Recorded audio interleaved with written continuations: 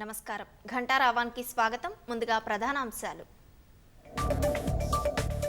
ప్రతి రైతు రుణం మాఫీ చేసి తీరుతాం, బ్యాంకులతో సంప్రదిస్తున్నామని వ్యవసాయ మంత్రి ప్రకటన.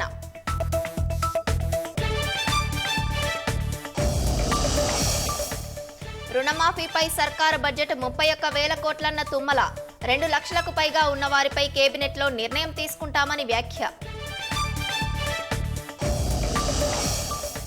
రుణమాఫీ కోసం రోడ్డెక్కిన రైతులపై కేసులు దారుణం.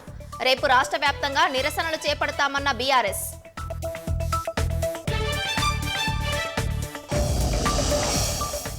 నిర్మాణాలేవైనా నిబంధనల ప్రకారమే కూల్చేయాలన్న హైకోర్టు. జన్వాడలోని ఫామ్ హౌస్ పై విచారణ వాయిదా.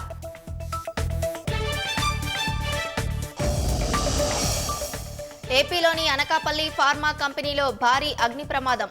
రియాక్టర్ పేలి 5 మృత్యువాత, మరో 50 మందికి గాయాలు. ఠానే జిల్లాలోని లైంగిక వేధింపుల ఘటనపై మహా సర్కారు చర్యలు. నిర్లక్ష్యం ప్రదర్శించిన 3 పోలీసులపై వేటు.